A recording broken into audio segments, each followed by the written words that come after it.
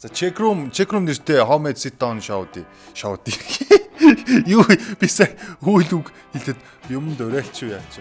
Вьетнамын үзэсгэлэнт арал болох Coco Stop гэнтэй мэдчихэж байна. Хүү ямар халуун байна. Наргэлбум сайхан халуунд нэгэн дугаарыг бичицгээе хамтдаа.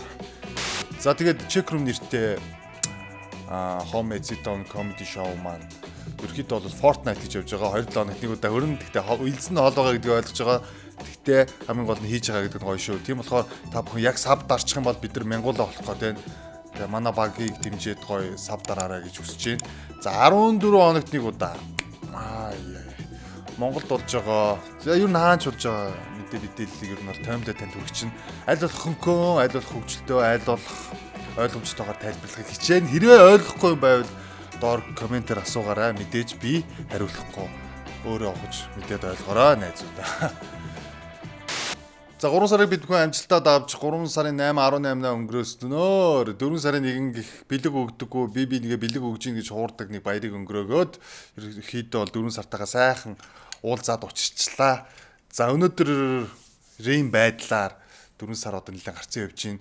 За 3 сарын яг сүүлд юу болсон бэ гэвэл та бүхэн мэдж байгаачлан манай Монгол улсын ерөнхий сайдаар цоошин хүн томилогдсон байгаа.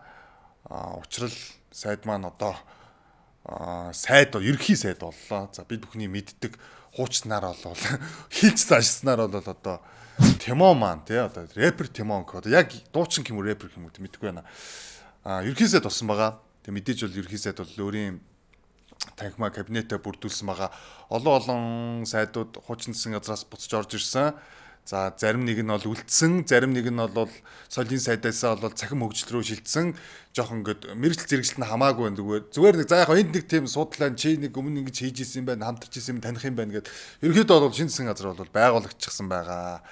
За ингэснээрээ бол 35 дахь ерөнхий сайд маань бол хамгийн залуу ерөнхий сайдаар бол тодорч байна. Баяр хүргэе ядч нэг хамгийн тий.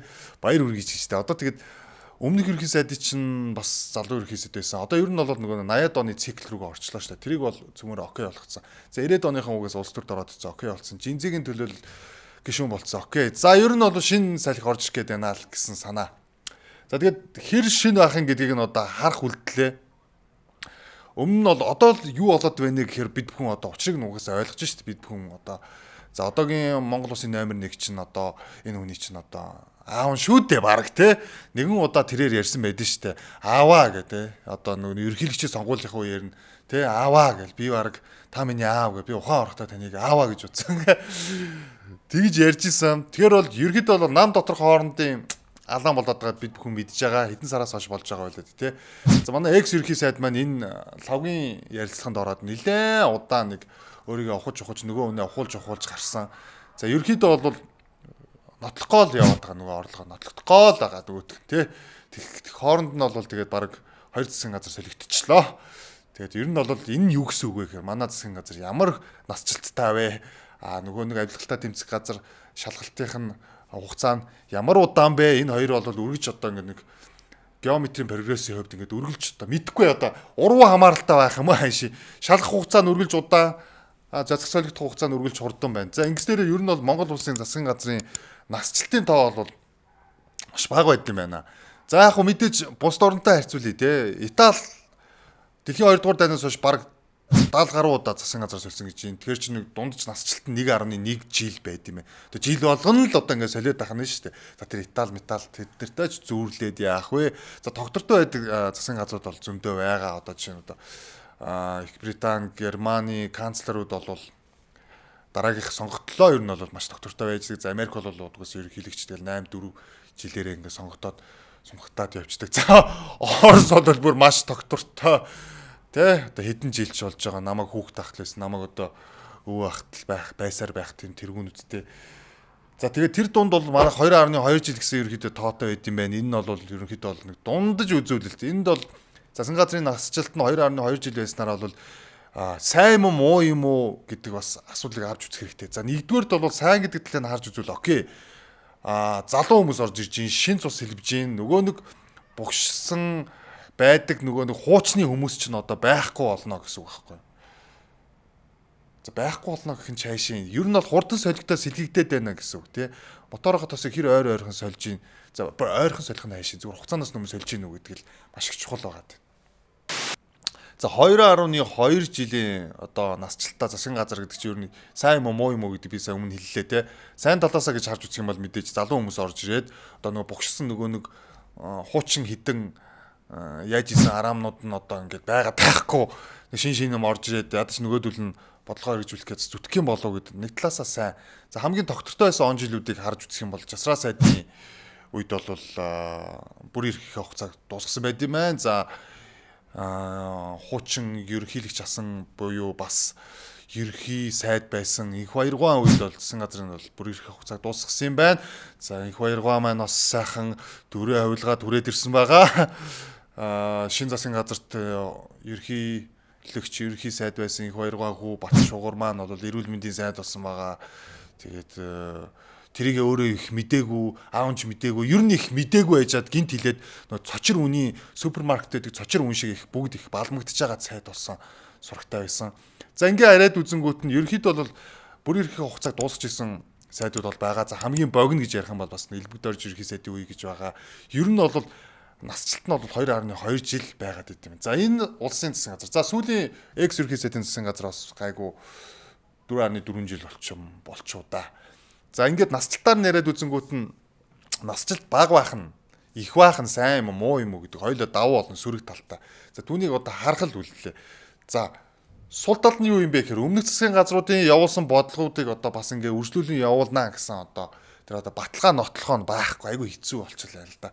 За тохиролцоонд хүрээд кабинетээ бүрдгүүлээд өөр намаас одоо нөгөө нэг холимог хурах шиг засгийн газар бүрдүүлсэн өмнө нь ямар байлаа те нарчлал нам, хүн нам, юу нам, үр төрний нам гэл холилдсон байсан хүмүүс чинь нэг ер нь бол унгаж дайрж давшлах гад бодлого хэрэгжихгүй байх магадaltaа боомлох хандлага өндөр байдаг те.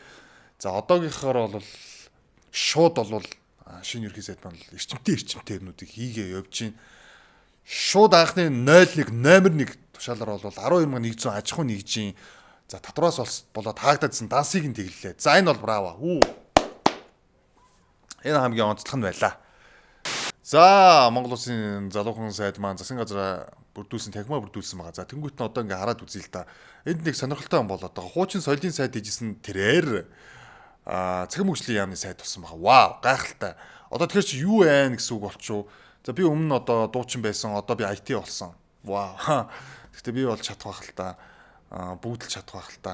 За тэр дунд чинь нөгөө нэг бидний нөгөө нэг өнгөрсөн жилиг нэг харахгүй шүнийг эзэгнэгч дэцэс 4 гандангийн маань хамт ламт маань бол болсон байгаа. Та бүхэн энэ тухай ярьж байгаа мэдж байгаа. Одоо харахгүй эзэгнэгч шүнийг эрхшээгч, парыг таслагч, тогийг унтраагч. За түүний оронд бол шинэ арчим хүчний сайд томилогдсон байгаа. За өөр хин томилогдов. За одоо тэнгууд нөгөө эрүүл мэндийн сайд чинь нөгөө нэг Бат Шугуур маань болоод авсан байгаа. За энэ хүн маань одоо яг ангаах төгсч мөслөг үйл үү яалаа. Энэ хүн чи яагаад эрүүл мэндийн яамны сайд болчихлоо? Би сайн ойлгохгүй л байна. Гэхдээ бас нэг тийм эрүүл байгаараа гэсэн тийм одоо тэмдэг дохио юм болов мэдэхгүй. Яагаад тийгсэн болсон би сайн мэдэхгүй. Шүүмжлэлтэй нэг юм зүйл нь тухайн салбартаа ажиллаж үзээгүй зүгээр л яагаад ч юм өмнө цуг ажиллажсэн харьцагт амар хөгшөөн чиний чадах байх гэсэн тийм нэг итгэлцлийн байдлаар баахан хүмүүсийг сайд болгоцсон. Тэр нь бол одоо маш сонирхолтой байна. Бас нэгэн сайд болсон солигдсон. За тэр бол мэдээ сангийн сайд байгаа. Өмнө нь бол нилээн л ер нь улсын хурлын гишүүд цэнгүүн нэг маргалдаад байдаг. Нэг тийм нэг яхир өвөө шиг нэг тийм мөнгөндөө харамж өвөө шиг нэг хүн байсан. Тэгээд тэр маань бол солигдсон байна. За тэгээд ерөөхдөө бол нэлээд олон сайдууд бол солигдсон байгаа. Надаар хэлдэг бүгд нь мэдчихэж байгаа хаа. Хамгийн гоё нь юу гэж. Одоо ингээд нэг өөр салбарын хүмүүс ингээд өөр яамны сайдыг хийгээл салбарыг одоо авч яваад байна шүү дээ. Тэгээ манай ерхий сайд маань чинь юу илээ? Рэпер илүү, дуучин билүү? Та бүхэн санаж байгаа гайхалтай дуунуудтай. Тимон чи бол саак залуу тийм ээ. Тэрнтэй бол хэн ширүүлцгүй тантай бол марахгүй юм байлээ. Чиний нүд хөмсөг сайхан олоо өгтөд таалагдана. Вау. Би бол энэ тууг бол сонсож өссөн том болоод Тимон болно гэж боддог гэсэн. Симба киноны гол дүр те. Гэтэ why not ягаад байж болохгүй гэж те. Ягаад дуучин рэпер байж болохгүй гэж. Бидний гоё мэдх жишээ байна шүү. Энэ зөвхөн Монгол тохиолдод байгаа зүйл биш шүү. Саяхан болсон сонгуулиар бол Непал улсын ерөнхий сайдаар бол Баленда Шах гэдэг хүн ерөнхийлөгч болцсон бүр. Болж штэ. Ерөнхийлөгч. За түүний бас засгийн газарт нь бас нэг найзгаа бас сайдаар авсан байлээ. Тэр нь бас DJ хүн гэсэн. Тэгээд артистууд яагаад бас байж болохгүй гэж те. Непалийн ерөнхийлөгч артист гоё рэпер хүн байна. За тэгэнгүүт Украиний ерөнхийлөгч Владимир Зеленский ч одоо жүжигчин баг stand-up хийдэг комедиан хүн байж болно. Гэхдээ ер нь яагаад нэг яг олон улсын жишгээ хараад үзэнгүүт Непалд ч өнгөрсөн жил илүү юу боллоо бослого болоод бид нар чинь нэг Непалд игээд айхтар юм болсон шүү дээ тий. За их тэрний өмнөх нь ч одоо Украинд ч одоо юу болоод байгаа вэ лээ тий. Дайн дэжин болоод яг мэдгүй. Би тийм муу амлж юм хэлж байгаа юм биш. Зүгээр одоо сайжруулсан хувилбарууд маань артистууд юм бол тэдгээр артистууд маань сайн юм хийгээсэй л гэж одоо найтгал үлдэх шиг тий. Тэр та нар судлаад үзээрэй. Непалийн ерөнхийлөгч Баленда Шахын дуу мөн рэп бүр алдсан байлээ бүр. त्यो पालोमा काल्टीका महाकालीको आशीर्वाद पारस मोडी चम्किनेछ देउ केवल हातमा हात नेपालमा जनता र हामी सबैको आत्मसात देखेर गोर्खाली दुश्मनलाई पर्नेछ हृदयघात. Өөрөө инженер хүн гэж байгаа байхгүй. Тэгснэ улс төрч, тэгснэ рэпер, тэгснэ дуу муу хийсэн чинь улс төрөө шүүмжилсэн дуу хийж мэйгээ. Тэгээ манай ерөнхий сайд чинь улс төрөө шүүмжилсэн дуу хийлээ. Ер нь дандаа нэг жоохон шоуны дуутай хаа тий. Гэтэ ер нь бол гоё дуулдаг шүү. Бас авьяас ч өдөр байв. Дуулдаг гэх юм уу, рэп өгүүлдэг гэх юм уу, яадаг гэх юм бэ? Мэдгүй маа тий.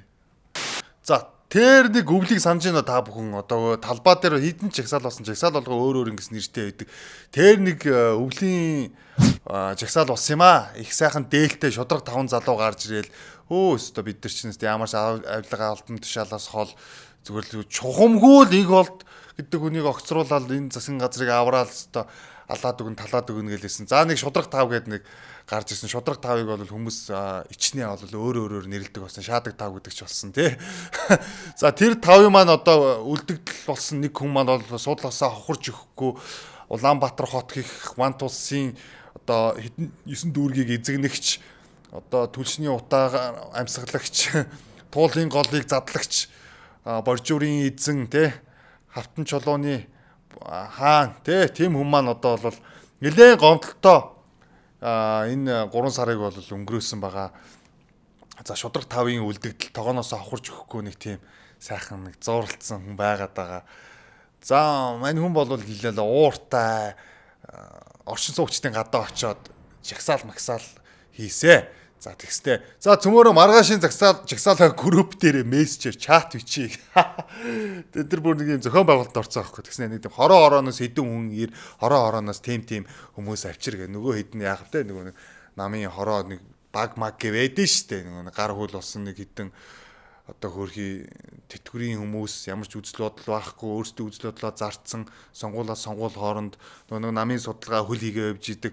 За энэ бол улаан энэ бол цэнхэр гэдэг нэг судалгаа хийгээ явж идэг. Тэдгээр хүмүүсийг ингээ бүрдүүлсэн. Тэгснэ би троллийн өмнө троллийн эсрэг жагсчин гэдэг. Яг жинхэнэ трол чинь таны тэр доороогоо хүмүүс аахгүй өгшөө. Тэ хин хинийгээ яг трол гэдэг байгаа юм бэ. Тэ бөөн троллууд дунд орж суусна. Троллуудын эсрэг тэмцэж гэдэг. Тэгвэл өөрөө өөртөө л тэмцэлтэй тэ. Амар спикер гаргаж ирэл микрофон гаргаж ирэл яриад л баг намайг алсан чи яасан чи явахгүй буухгүй алан тална гэлээсэн. Өмнө хийсэн ажлууд нь харсан чи сэлбийн голын ажлыг яаж хийснийг хараа байсан байх. Ямар ч нөхөн сэргээлт байхгүй. Хийсэн ажлын гүйцэтгэл байхгүй. За нөгөө дүүжин тээвэр бэвэр одоо хаана. За орол орно би хүлээж чинь бид нар бүгд хүлээж чинь. Тэгснэ одоо туул муулын дэрнгөр хурдны зам татна гэдэг ах юм. За тэр өмнөх яармгийн замын тэр нэг түгжил бууруулаад байгаа эсхийг би бол сайн мэдэхгүй байна. Тэр яармгийн замын урд хоошоо ингээд тэц рүү холбогддог эсхийг яг хоёр болон дээр очиж таг гацчих. Тэрнээс хоёр хоорондоо явахдаа л окей явчихна. Тийм мэтийн одоо түгжил бууруулах шийдэл гэж яриад байгаа юм. Тэр чинь үгүй шүү дээ. Хурдны зам гэж яриад. Хурдны зам чинь яа ингээд бүр яг орох гарах хэсэгтээ голоор нь ямар ч машин эргэж ирэх боломжгүй уулзуур байхгүй одоо энэ шинэ нисг рүү явдаг хөшгтийн хүндийн замчилж хийхэн хурдны зам. Яг энэ туулынх бол хурдны зам гэж хэлэхэд бол алдаатай бодлогын нэг тийм зүйл байгаа даа. За энэ дээр бол нөгөө нэг олон хүмүүс эсэргүүцсэн байлээ. Нэг эмэгтэй хот судлаач айгүй олон жил ажилласан туршлагатай эмэгтэй бол бас эсэргүүцэж ирсэн байлээ. За миний мэдхийн одоо Оксфордын сургуульд сурж байгаа докторант сурж байгаа Мөнх Эрдэнэ гээд Мойсын антропологч багш бас хэлсэн байлээ. Ер нь бол бүгд үндэслэлтэй зүйлүүд хэлсэн байлээ. Туулын хурдны зам гэдэг чинь бол ерөөсөө тийм хэрэгж ёсгүй төсөл байна. Ёсгүй ч биш. Ямар ч судалгаагүй маш их хөрөнгө оруулалт орсон төсөв байна. Тэнгүүт нөгөө нийслэлийн төсөв чинь одоо ингээ Монгол улсын засгийн газартаагаа одоо ингээд уралдаж гарч ирэх гээд нэг улс дотор дахиад нэг улс байгуулсан юм шиг тийм их төсөв гаргаж ирээд байгаа нэг тийм зүйл болчиход байгаа шүү дээ. Тэрийг одоо яаж өргөх вэ гэдг нь тэдэрт зовлон болоод байд юм уу? Яаж зарцуулах вэ гэдг нь тэдэрт зовлон болоод байд юм уу? Ямар ч үр ашиггүй л ерөөсөө цацгаал төсөл болох гол яаруулаад шидчихдэг болсон. За ингээд хотын даргаыг бол огцруулъя гэсэн дээр бол петишн дээр бол 37 мянган гарын үсэг цуглуулж исэн. За тэн дээр бол мэдээж би зурсан байгаа. За энэ дээр бас хүн бүхэн өөр гэсэн үзэл бодлоо илэрхийлээд энэ асуудалд оролцоосоо гэж хүсэж байна. За туул голоо хамгаалъя гэсэн чагсаал бол туул гол маршлын гүүрэн дээр бас болж исэн, талбай дээр болж исэн. Ер нь бол хөдөлгөөнүүд энэ тэнд бол болоод байгаа. Яг энд иргэний оролцоо, иргэний орон зай хэрэгтэй гэдгийг би та бүхэнд хэлж байна. Заавал оролцоорой. Танд хамаагүй гэж огтхонч битээ бодоор. Яг тэгвэл туул гол гэдэг чинь яг манай хотын хажуугаар ингээ урсж байгаа. Олон хотууд яг энэ голоо дайруулж зам бариад усан ширгэжсэн тохиолдол байгаад байгаа. За олон жишээнүүд бас амжилттай болжсэн тохиолдлууд байгаа. Тэд нар чинь бүгд тэр Солонгос, Америк за бүр сайн ярих юм бол нэлээд тийм далаатай орнууд дээр хийгдэт байгаа. Манайх ч одоо ямар улс хэлээд тий. За газар нутгийн хувьд чи ихэнх цөлжилт байгаа. Хангаа газар нь хойгуураа хөрхөө үед нь жоох мод уул устай. Тэгэл энэ жоохон туулаа одоо ингээл зам дайруулаад барьчих юм бол хаана ямар гол ус болоод экосистем одоо хэцүү байдалд орно шүү. Одоо энэ яг ингээд хүрээлэн дагуу бол эн чинь ингээд битүү усны нөөцийн газар гэж байгаа байхгүй ингээд та бүхэн одоо яг тэр туулын хажуугаар дугуун замаар ингээд яваад үзэх юм бол гүүж мүгээд үзэх юм бол яг гүйдэг хүмүүс нь л мэднэ л дээ гүүхгүй бол мэдгүй байх та. Яваад үзэх юм бол тэн чинь ингээд онцгой объект камераар ажиглаж ингээд хашаа машаа татцсан тэр чинь усан сангууд байгаа таахгүй. Яг үндэ тэрнгүй энэгээр чинь бол ингээд бүр битүү устаа гэд барилгач бариулдаггүй байжгаад за тэр инквол дэллүүд хотын даргын үед чинь энэгээр баахан газар өгөөд ер нь бол айгүй барилга барих боломжгүй байсан газраар ингээд барьчихж байгаа. Тэнгүүд одоо бүр ингээд гол дээгүүр ингээд голоо баг ингээд ширгэн байж гүүр барих гээд байна гэдэг асуудал үүсээд байгаа.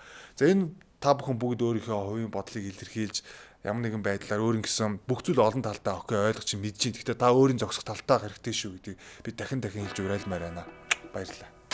За нэг мэдсэн чи баахан улс төрийн яриа ярьчихлаа уучлж өгшөөр. За яриа ярьчлаа уучлж өгшөөч их яах вэ? Одоо тэгээд угаасаа болоод байгаа зүйлүүд нь ийм юм чинь ярихгүйгээд яах вэ? Яаж үүний хажуугаар чимээгүй өнгөрөх вүлээ дэхөө.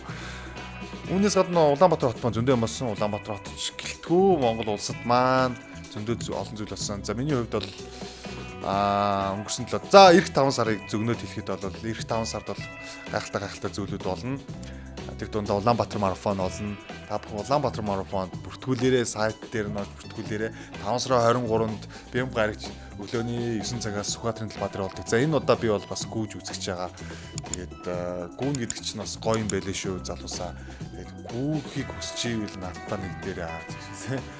За тэрнээс гадна өнгөрсөн 4 сард 4 сард саяны өнгөрөх 7 хоногт Улаанбаатар хотын бодибилдингийн хотын аврах шалралт тэмцээн болсон. За тэгээд ер нь ихэнх нь бол улс төрийн мэдээлэл, спорт гэвэл тийм байлаа. Урлаг улс төрийн арга адилхан болчлоо. Одоо рэпер артист сайд болсон гэдгээр адилхан болчлоо. Урлаг улс төрийн мэдээг ингээ холио өгч байна дөө хараг тий. За өнгөрсөн хоногудд ийм байлаа. Тэгээд өөр бас олон зүйлүүд томилж ярина цааш та.